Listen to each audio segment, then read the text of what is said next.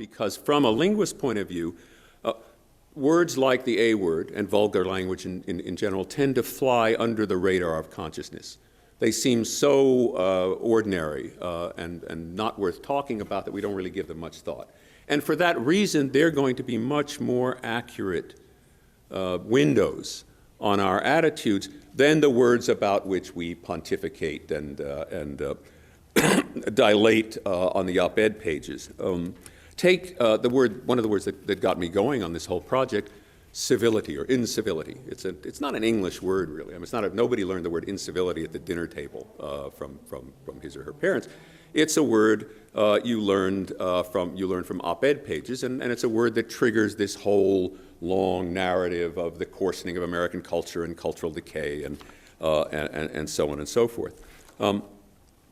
It's not the word in which we ordinarily frame our thoughts about the things that we then talk about using incivility. Let me try a little experiment here, and I don't know if this is going to work, but I want to tell you a story. A man I know from Texas found himself on 9/11 in Manhattan.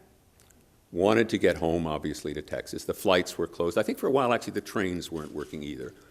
He went to a bunch of ATMs, got all the cash he could, and went over to the Hertz rental place on West 43rd Street.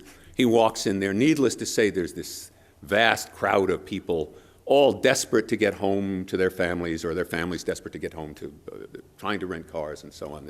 The clerks are trying to deal with it. And this little guy comes in, and he kind of pushes to the front of the line, and he says to the clerks in a very loud voice, "Excuse me, where's the gold card line?"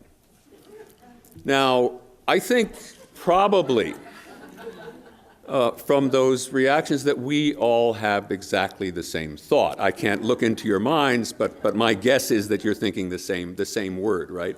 And that word is not incivility, right? You're thinking what an a-hole. And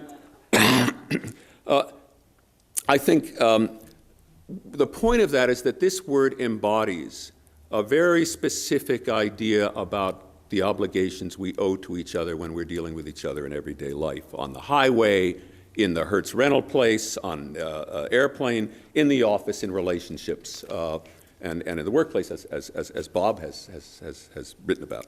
And if you want to understand those attitudes, it helps to focus on the words that express them, and particularly the words to which nobody ever gives any thought, because if you ask people about incivility, they'll get on a high horse and tell you all sorts of things that don't really reflect what's going on with them.